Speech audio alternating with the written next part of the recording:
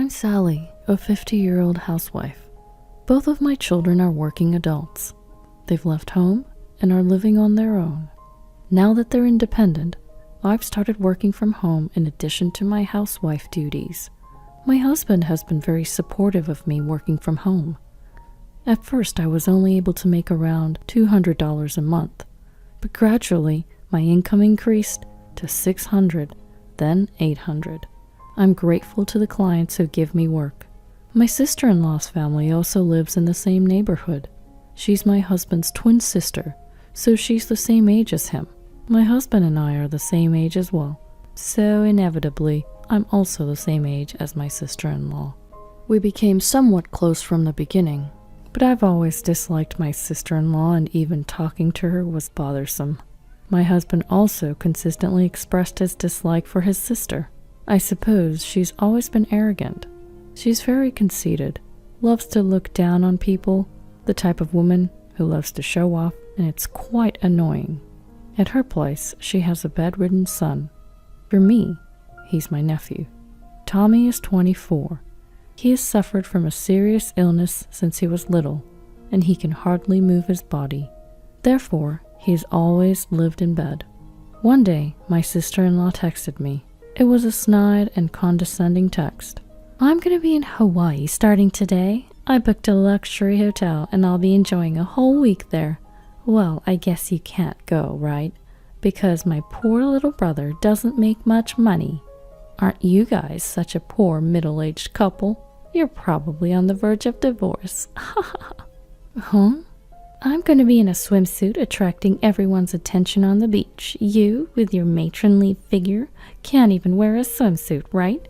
Your belly must be saggy after having 2 kids. But I only have Tommy, so I'm still slim and firm. Nobody would guess I'm 50. Not like you, a fat old woman. How rude could she be? It's true that I have 2 children.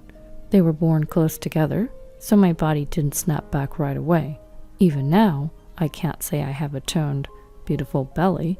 I have a matronly figure, but so does my sister-in-law.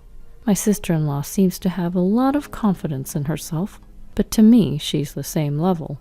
If she was a very beautiful and well-shaped person, I might be able to tolerate her comments. But why do I have to hear this from my sister-in-law? Moreover, I wondered what she was going to do with Tommy. So what's going to happen with Tommy? Are you leaving him somewhere or having someone come in every day? Even staying overnight? Huh? There's no way I'm doing that. It's a hassle. He'll be fine just sleeping at home, won't he? Anyway, I left some drinks and things by his bed. That's horrible. How can you do such a thing? What? I don't need to be told by someone like you who hasn't had any hardship. My life is messed up because of him. I shouldn't have had a son like that. Well then, I'll take care of him. I'll go get Tommy now. Do whatever you want. I'll be happy if he's gone. Just wait. I'll be there shortly. And so I headed towards my sister-in-law's house. It's a mere 5-minute drive, so it's very close. Tommy is bedridden and uses a special wheelchair to get around.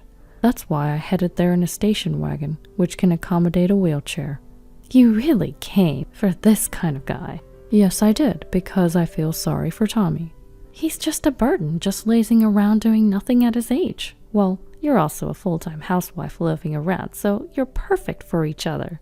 I'm doing remote work, you know. I'm not a housewife living around, and not all housewives are loafers, right?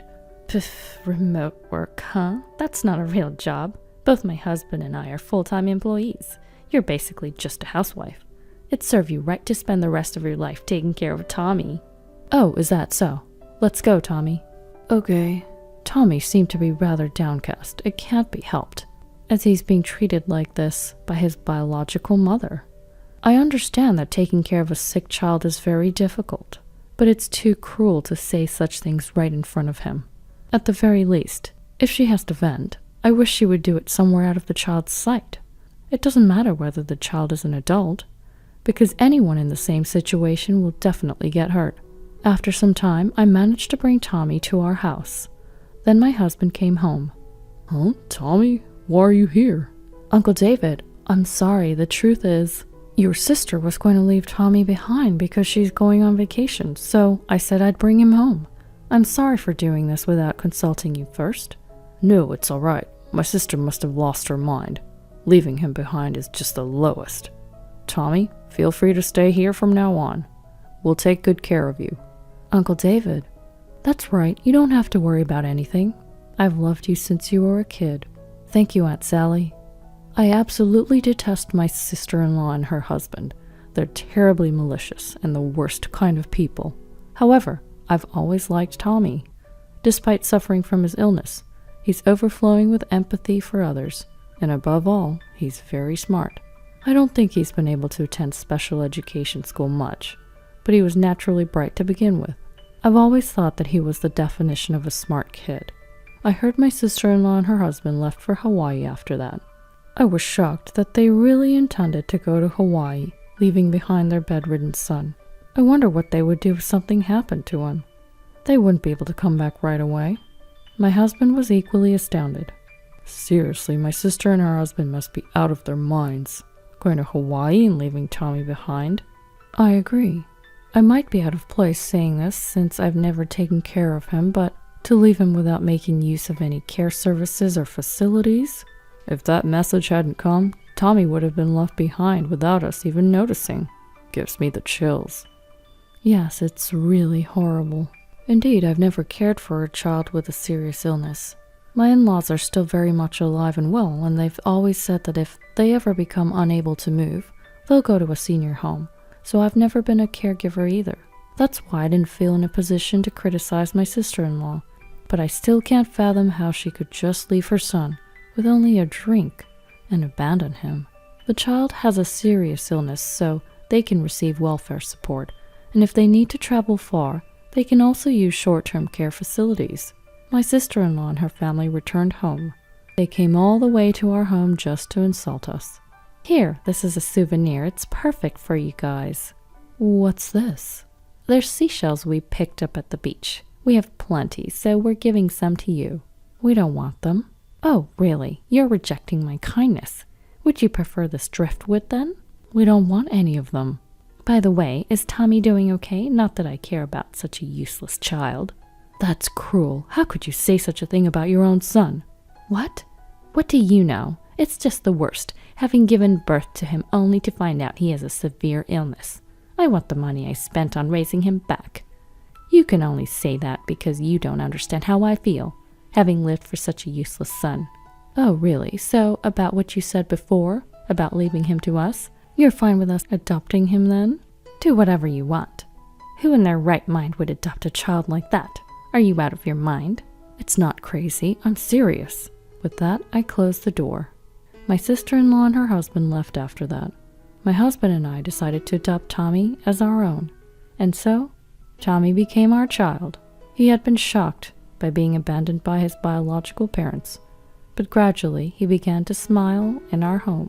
He is bedridden, but he can use his hands, so he freely used tablets and smartphones while lying down. One day, Tommy seemed very happy. Look, my work is going to be published in a literary magazine. What? A literary magazine? I've been writing novels as a hobby. Because I'm bedridden, it's the only thing I can do. It's a little embarrassing hobby, though. There's nothing to be embarrassed about. It's a great hobby. Can I take a look? Yeah, this is the first one I wrote. I decided to read the short story that Tommy said he had written. It was very well done. It really hit home.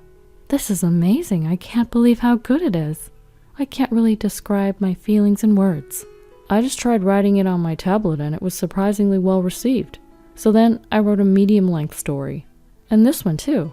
This one got published in the magazine. I see. I had no idea you had such a talent. I showed it to my husband as well. He, being an avid reader, was utterly impressed. This is amazing. It feels like pure literature. Yeah, I admire Fitzgerald and Hemingway. I also like Dostoevsky and Hesse. So that's why you wrapped it up like this. It gives off a somewhat melancholic feeling. The authors you mentioned, their works are indeed sorrowful or rather tragic. Thanks. That's what I aim for. Thus, Tommy's novel was set to be published in hardcover. He chose to use a pseudonym as an author, Scott Wheel. He took Scott from F. Scott Fitzgerald and Wheel from Hermann Hesse's Beneath the Wheel. Soon, author Scott Wheel's book became a smash hit. It seemed to be selling out rapidly at bookstores. There was even a dedicated section for his books at the local bookstore, which made me happy. Then, Tommy won the Pulitzer Prize. We were all surprised. I won the Pulitzer Prize? That's amazing. You really did work hard for this. Oh, Tommy's wonderful talent has been recognized by the world. There's nothing more joyful. Yes, even someone bedridden like me can become a recognized writer. No one should ever give up on their dreams. I need to take a page out of your book. Then a press conference was arranged. Of course, without us. Tommy couldn't go on stage. He needed to be seated in a special wheelchair. His upper body needed to be secured. I wheeled him into the venue. Tommy seemed tense, his facial expression showing nervousness. Finally, the press conference began. Tommy was in front of many flashing cameras. The live television broadcast began as well. I, Scott Will, am a bedridden author. Since childhood, I've suffered from a serious illness and spent most of my time in bed. However, reading books was my escape. So I decided that I too wanted to be an author and bring everyone some inspiration. I'm grateful to everyone who read my books and to my step-parents who adopted me. After Tommy's speech, the journalists started asking questions. Some were rather insensitive. They probed about why he was adopted. To this, Tommy responded, "My real mother was very troubled due to my illness. She probably grew to dislike me. I can't blame her for it." Then voices rose from everywhere. "What a terrible parent." That's really low. However, Tommy did not seem to want any pity. Everyone has their circumstances, so I'd ask you to not judge them here. Please, I beg you. When everything ended, my husband and I helped Tommy get into the car. Our car was modified so that Tommy's wheelchair could easily get in. Upon returning home, my sister-in-law and her husband were waiting for us. "Tommy, you won the Pulitzer Prize? I'm so happy. Come live with us again." My sister-in-law suddenly changed her attitude. She probably thought that Tommy was going to make a lot of money. "No, I'll keep living here. I'm not going back to that house." "But I'm your real mother." "My only parents are Sally and David." "Then give us the prize money." "No, this money's for my mom and dad, not you. It's for Sally." "What? I'm the one who raised you all these years. Give it to me." "No way." Despite her not being short on money, my sister-in-law has a keen nose for it. She's the type to latch onto anything that could quickly turn into cash. That's why she insisted on having the $15,000 from the Pulitzer Prize. But Tommy wasn't giving up either. "I no longer think of you as parents. Even when I was young, you insulted me. I didn't speak ill of you at the press conference, but you often said things like you wished you hadn't given birth to me. You even said you wanted to abandon such a worthless son, didn't you? Do you have any idea how much that hurt?" "I'm the one who's at a loss for having given birth to someone like you. You should be the one apologizing. I did nothing wrong. How dare you forget the favor of raising you?" Her husband also kept demanding for the money. It made me wonder how greedy they could be. It's shameful. Really vulgar. They flated their status as full-time employees and how they weren't short on money, yet they seemed foolish. So I decided to counterattack. "You love money so much you're selling all kinds of stuff in those online marketplaces, aren't you? You're that desperate to make a profit?" "What?" "Look, you're selling a bunch of seashells, right? And it seems like you're also selling coral. You think that's okay?" "Huh? Everyone buys seashells to decorate their homes." "No, that's not okay. Maybe taking a few seashells as a souvenir from a beach in Hawaii is okay, but certainly not coral. Even if you say it's not okay, they're beautiful and they're not alive, so what's the problem?" "It's not about that. Both seashells and coral are important in forming the beach. Even if the coral is dead, it's not okay to take them home. It's even written on Hawaii's official website. Maybe check out the fishing regulations of Hawaii. It'll show you it's not okay. And seems you might even have to pay a fine if it's deemed malicious." "What? No way, I absolutely refuse." "Well, since you're selling them on the online marketplaces, it's definitely malicious. So I'm going to report you. We're going inside the house now. Bye." "No, don't." "I totally will. You'll definitely get caught. I can't wait." And with that, we swiftly went inside our house. Immediately after, we contacted the police. Anyone might pick up a few seashells, but I saw it on the online marketplace. My sister-in-law was selling a huge amount of seashells and coral, and it was a ridiculously large amount. I thought she was a poacher or something. She might have thought it was okay to take coral as long as it wasn't alive, but ignorance can be scary. Of course, I also reported her on the online marketplace. Well, I realized this situation just yesterday, so I think it served as a perfect payback. Ever since then, my sister-in-law got involved with the police and ended up paying fines. I hope she realizes the gravity of her actions. She has done something so serious that she should reflect on her actions. Since then, my sister-in-law has stopped coming to our house. I wonder if she's scared that I might do something again. As far as I'm concerned, I wouldn't do anything unpleasant to her unless she does something to me. But I don't want to deal with my sister-in-law, so I'm thankful she's keeping her distance. I wish she would keep it this way forever. I, on the other hand, am taking care of Tommy while working from home. I'm also getting help from a caregiver, so I don't have to do everything on my own. Indeed, it's tough to care for him as he's bedridden, but I'm happy just to be able to be with him. I want Tommy to keep writing novels worry-free from now on. I hope that his novels will become even more well-known all over the world. Our kids have also become huge fans of Tommy's novels. They'll be coming back home soon, and I hope we can all spend a good time together as a family.